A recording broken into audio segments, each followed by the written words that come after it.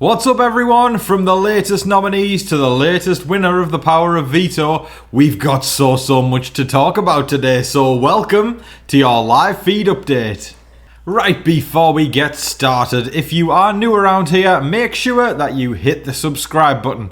I'm here every single day of summer going into the fall, giving you everything you need to know about what's going on inside that crazy house. And with the division as it is, plus the new head of household trying to put a crack right down the middle, there's a lot to catch up on. So if you don't want to fall out the loop, folks, hit the subscribe button and I got you back, alright? But also hit the like button. That one really helps me out more than you even know. It's that little thumbs up down there. It takes all of 0.2 seconds to click the little thing, so please do that one. Helps me more than you even know, folks. And one last thing, I do put a hell of a lot of effort into these videos and it takes a lot of time too, so if you feel like buying me a coffee, then please consider leaving a super thanks below or hitting up my PayPal link in the description. You can leave a question with that and I will answer it in the next update. But without further ado, let's get to the update. Question of the day now, folks, and this is a fun one. If the vote was opened right now for America's favourite player, who would you want to win America's favourite player? I've got a feeling that the answers right now are going to be very different to what it's going to be by the end of the game.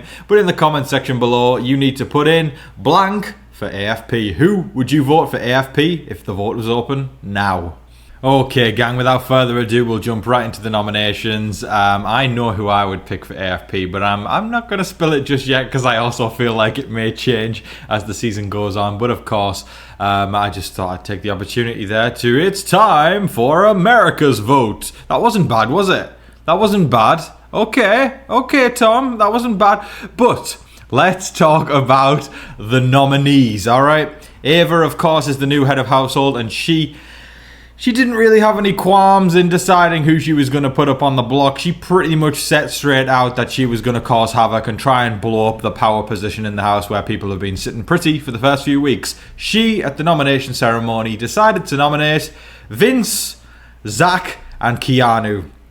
Vince and Zach obviously seeing the block for the first time, and Keanu seeing the block for the 79th time. He will have to battle off the block to get veto, but that is much of Ava's intention. A lot of her decision in putting Keanu up wasn't... Well, obviously we know she's not a fan of Keanu. Those two do not get along at all, so it makes sense.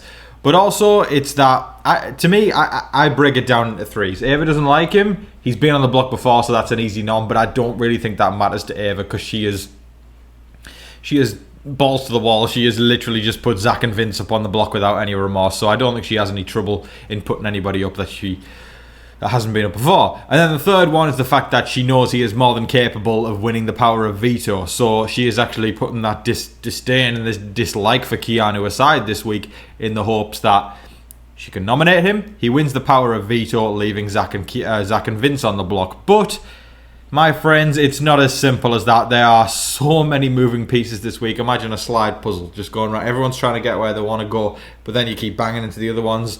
And then the exit's only in one way, one square where there isn't a tile in the slide puzzle. That's exactly what this week feels like. There's a lot of things at play that we're going to talk about very soon. And also, at the end of the video, we're going to get to who actually won the veto as well. So it's a juicy one today. It's a big burger sandwich. There's the top of the bun with the nominees. We're going to get to the meat now. Take your minds out the gutters, you dirty bugger.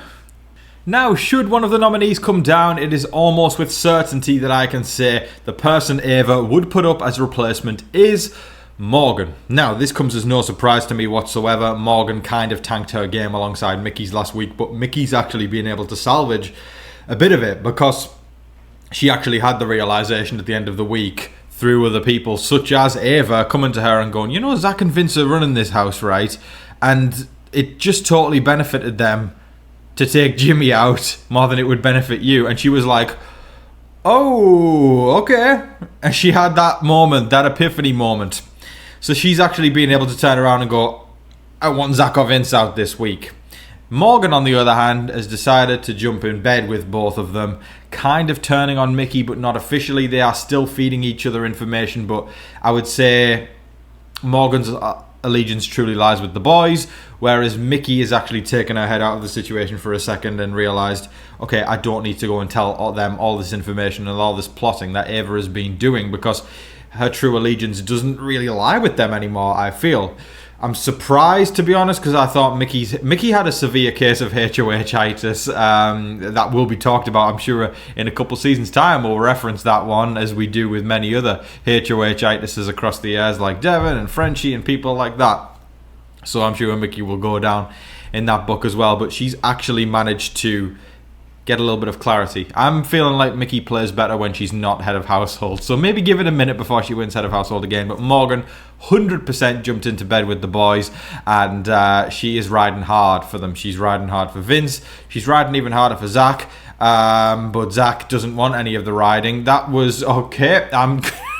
Morgan wants, as we've talked about, to get into Zach's pants. Zach doesn't want any of it. I feel like Zach wants to get into Lauren's pants. And there's a lot of no pants action going on. Apart from one couple that we're going to talk about later in the video.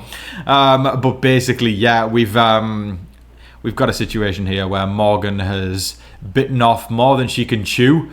And Ava doesn't like it. She doesn't like how she rides so hard for the guys. And kind of blindly follows Zach, just because she kind of wants to have some romantic action with him, and he's not giving that back. But she continues to try chasing something she can't have. Before the veto, Zach stated that his intention going into the competition was to win the power of veto, so that he could use it on Vince. I know a lot of y'all right now are going to go, oh, or maybe some of my older viewers are throwing a remote at the television. Sorry, the doohickey at the television. And sending love to my older viewers. I love you all. I'm an old soul myself. But yeah, I at first was like, what? But then, of course, we've got to remember Zach has his little power of $10,000. That is essentially a Big Brother bribe. That can he pushes the $10,000 over the desk. You make the Godfather an offer you can't refuse, and then they give you the power of veto. He can use that. So his intention is to take Vince off the block if he won the veto, and then also remove himself off the block with 10k.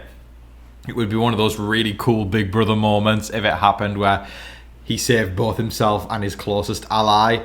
But that's a big if there, isn't it? But I don't know. I feel like it kind of does benefit him to...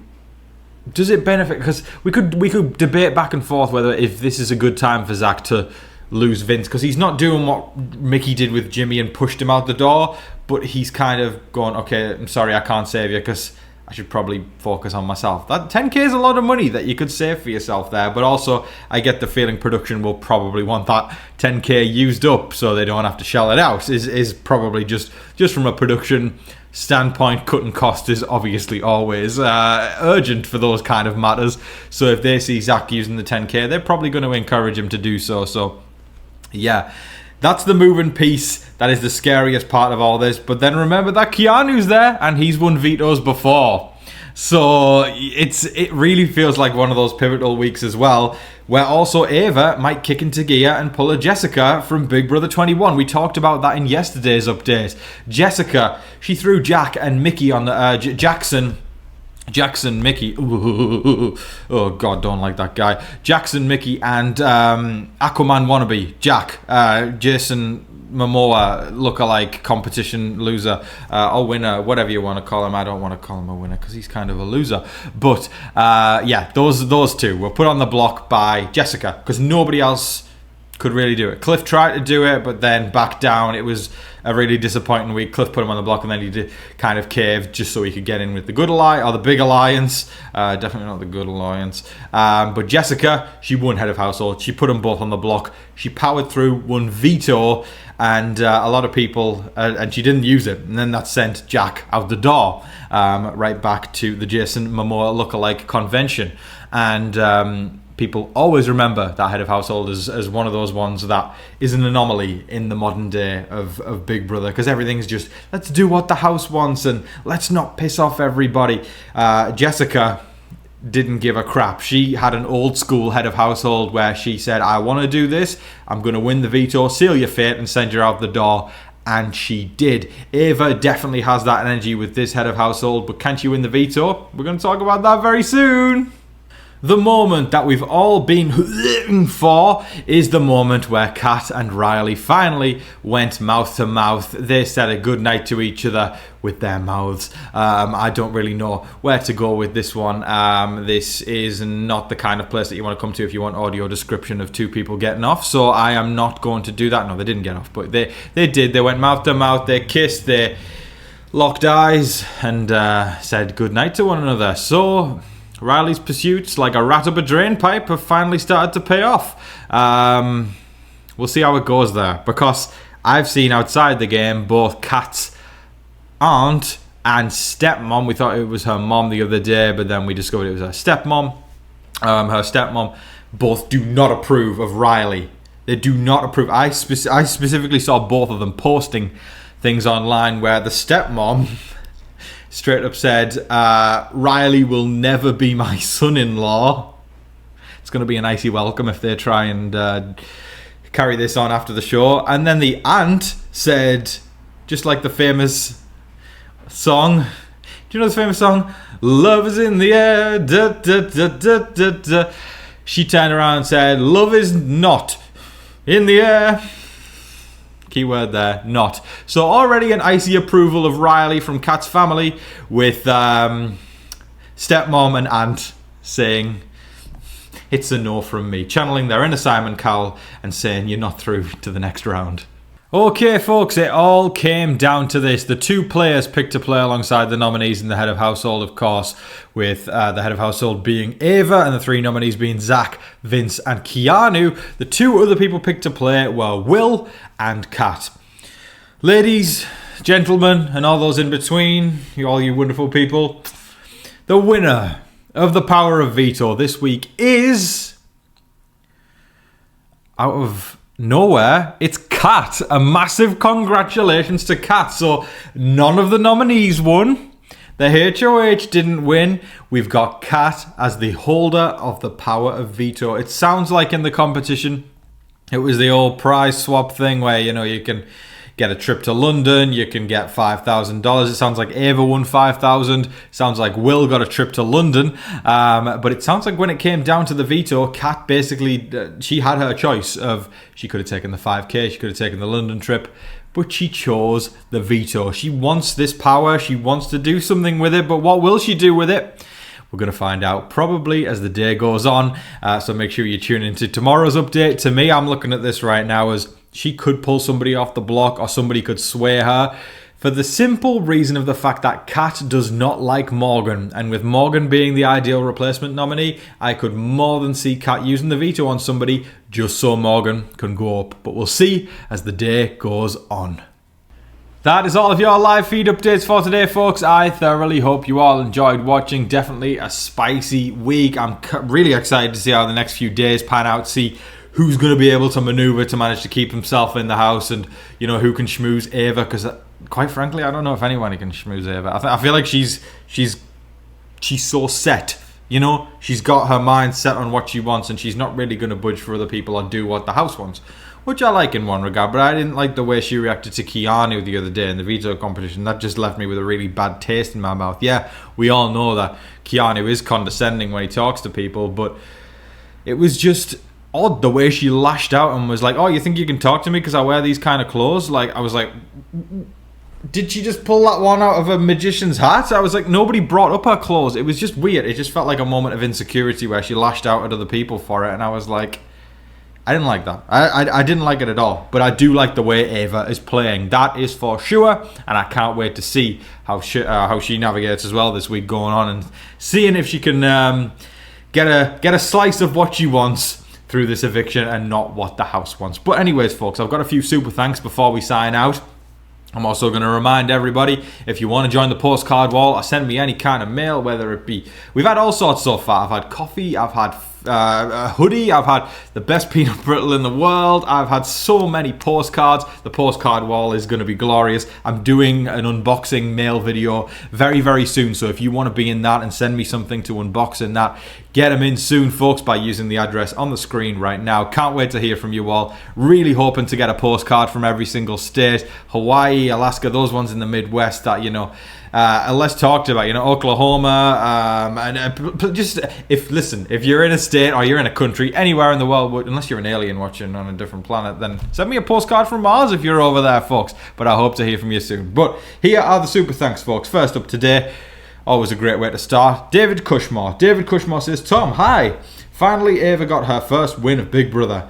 Jimmy being a goner, he burnt all of his bridges and got evicted. Yep, Vince has to watch his back. Ava is going to try and hit a home run out of the park this week to get Vince out next. If someone gets Keanu out, they'll be grateful in doing it. Tom, get some Starbucks coffee and eat some M&Ms. Always great advice, David. I certainly will. Ava's really trying to hit that home run. She's trying to pull the Jessica from 21, and I'm really... I respect her for being gung-ho about it. That's what I'll say, because we don't get many kind of actual swings in modern day Big Brother, so I'll always be thankful for that, as long as you don't back down after trying to step up. Thank you so much, David. I appreciate you. Next up, we've got the wonderful Reagan Buchanan. Reagan says, I've been watching you for the last couple years. I absolutely love the songs and creativity. Thank you, Reagan. I appreciate that. Also, the addition of Sam and Olive is amazing. Aren't they awesome? This episode, I have to say that I agree and disagree with you. It's not exactly new that Vince is scared. Rachel has been targeting him for the last 2 weeks. She has a little whisper in Ava, I think. Yeah, I agree with that. Yeah. When I was talking yesterday about how I feel like he's scared for the first time, I kind of mean he's scared and there's actually reason to worry about it. Like, Rachel has been talking about him, but he hasn't really had to feel the fire under his arse. Just sound very British there. But he hasn't had to feel that because Rachel hasn't been in power. Whereas with Ava in power, it's actually something to worry about, where you could be going out the door, just to clarify what I meant there. So yes, you are right completely in saying that. As for Keanu, I think Ava lashed out at him because she's a New Yorker and she's tired of seeing how he talks to the women of the house. That's also a good point. Yeah, Keanu, I do get the impression that he values women less than men. That's just one man's opinion, but I know a lot of other people share that sentiment. But to me, that was... Ava came across in the wrong there. That's what I think anyway. And with all the blessings to you, thank you so much, Reagan. I appreciate you, my friend. Thank you for sharing your insight. I like a little bit of agree, disagree stuff. It's always very pleasant, especially when people approach it in a way where you can actually have a conversation about it. So thank you so much, Reagan. I hope you have an amazing day, my friend. And then we've got the wonderful Marie Carnley. Thank you so much, Marie. I appreciate you. Always a light on this channel, being so supportive. I appreciate you, my love. Have the best day ever, and always a joy to see you down there in the comment section. You are a wonderful, amazing lady. Thank you so much. And then last, but certainly not least, we've got the wonderful Karen Foraker. Karen Foraker left a super thanks on my new challenge video. Perfect plug time. Thank you so much, Karen. Karen says, thanks for your humorous update. You have to watch past seasons of the challenge because it's awesome. You guys, right? The amount of comments I've had over the past 48 hours of people saying, Tom, you gotta see those old seasons of the challenge. I'm going to take on board what y'all are saying. I've seen people already sending me episode guides and season guides and recommending which things I should watch in order. I've seen some different people say different things. But yeah, I am really loving the challenge. Thank you, Karen, and I appreciate your support on those videos, folks.